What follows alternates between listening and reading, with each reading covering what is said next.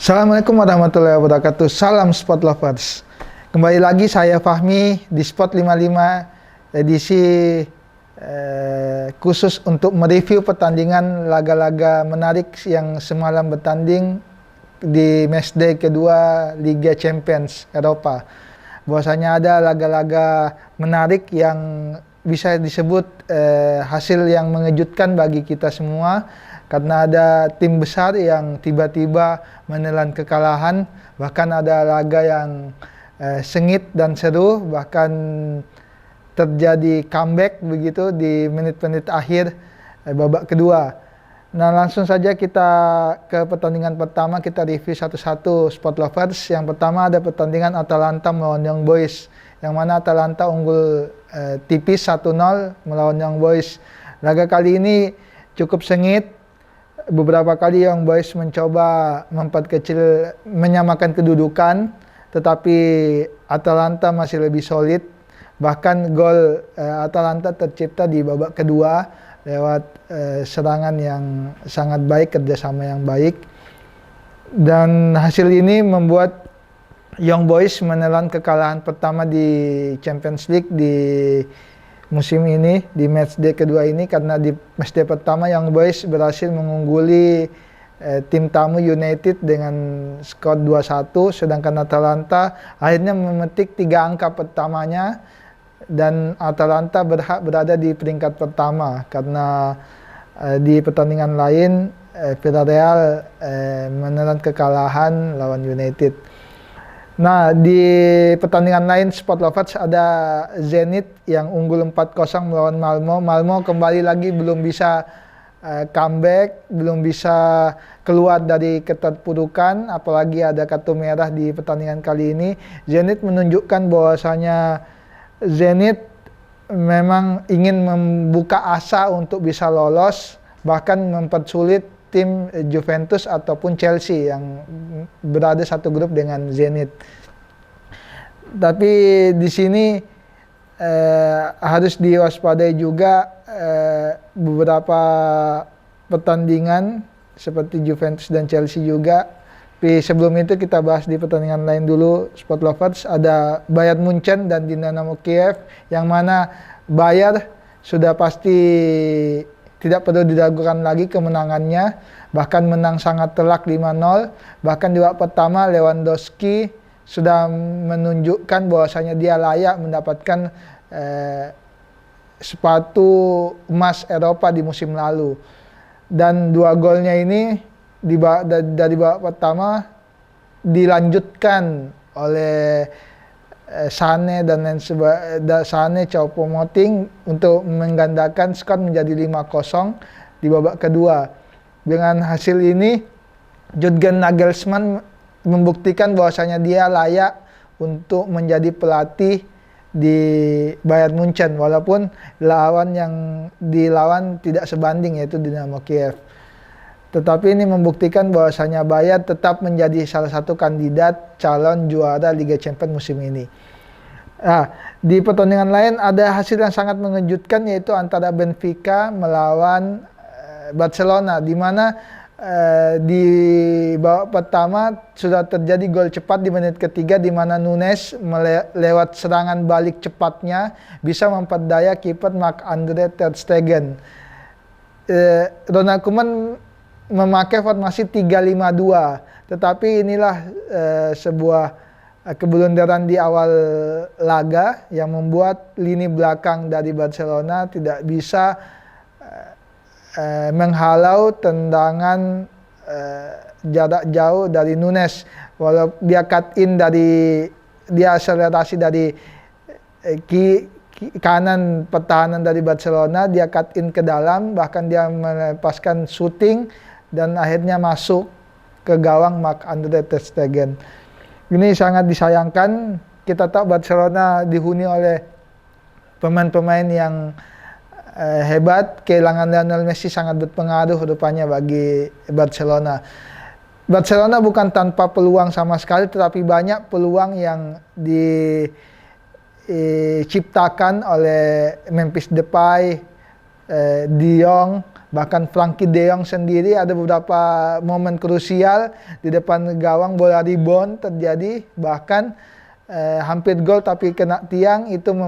Itu salah satu faktor ketidakberuntungan Barcelona. Bahkan di gol kedua juga, di mana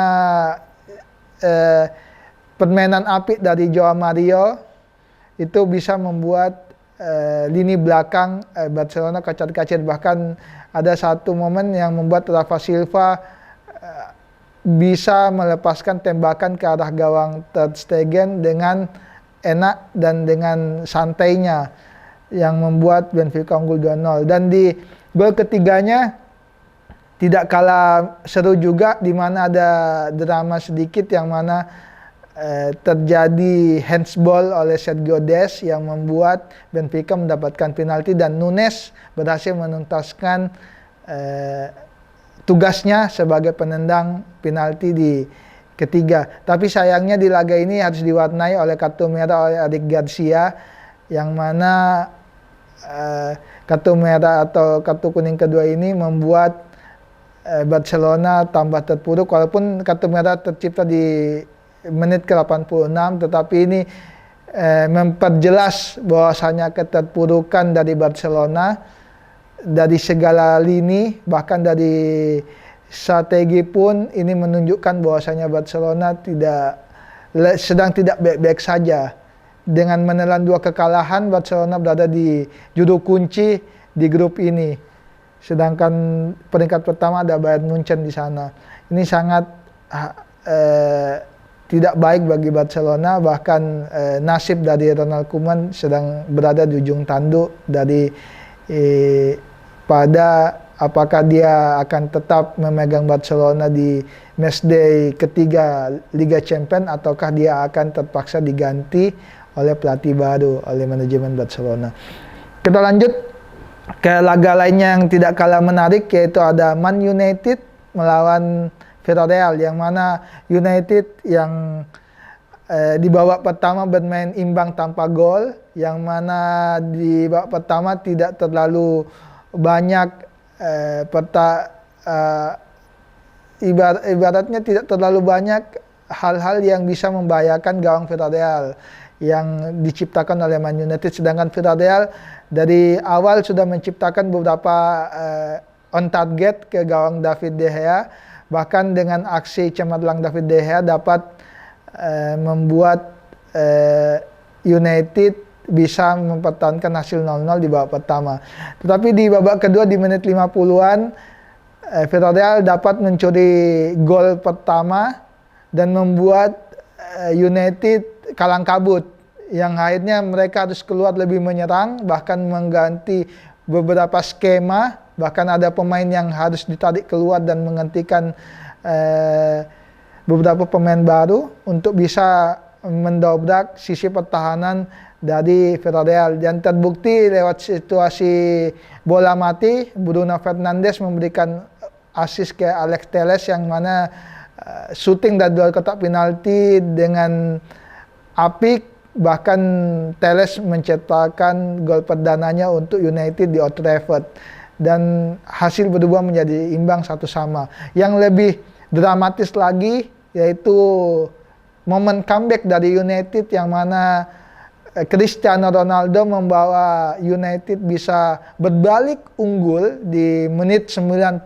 tambah 5 menit, yang mana tinggal beberapa detik lagi pertandingan akan berakhir, dan United memastikan mereka memenangkan laga dan berhasil mendapatkan 3 poin perdana di matchday Liga Champions di musim ini. Dengan ini United membawa Villarreal harus berada di juru kunci grup ini dengan hanya menempatkan 1 poin. Sedangkan di peringkat pertama ada Atalanta, di peringkat kedua ada Young Boys, di peringkat ketiga ada di peringkat kedua ada United, di peringkat ketiga ada Young Boys, dan di terakhir ada Villarreal. Kita beranjak ke pertandingan lain, ada Wolfsburg lawan Sevilla.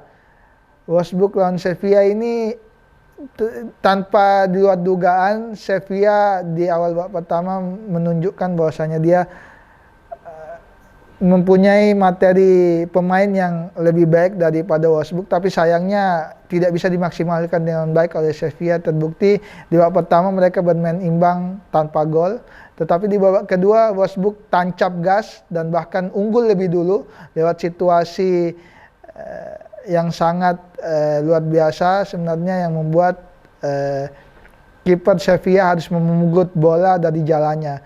Tetapi beruntung di menit ke-86 kembali seperti di matchday pertama Liga Champions, Sevilla terselamatkan oleh situasi adu penalti, yang mana Sevilla mendapatkan penalti karena salah satu pemain tengah dari Wolfsburg melanggar Eric Lamela di kotak penalti, yang mana VAR kembali menunjukkan kunci krusialnya dan memberikan kartu merah bagi pemain Wolfsburg, dan penalti berhasil dieksekusi dengan baik oleh Ivan Rakitic dan menghindarkan Sevilla pulang dengan kepala tertunduk. Tetapi dengan hasil imbang, dengan hasil 1 poin ini menunjukkan di dua laga dengan hasil imbang dengan tendangan penalti ini sangat tidak baik bagi Sevilla, yang mana diketahui Sevilla dihuni oleh beberapa pemain yang bisa dibilang tidak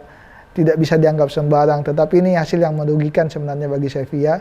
Tapi bagi Wolfsburg sendiri, hasil imbang ini sangat rugi karena mereka bermain di kandang, tapi mereka harus bangga karena mereka ditahan imbang lewat penalti dan bahkan ada kartu merah di situ. Kita beranjak lagi ke pertandingan yang lain, ada Salzburg melawan Lille. Nah, ini juga menarik.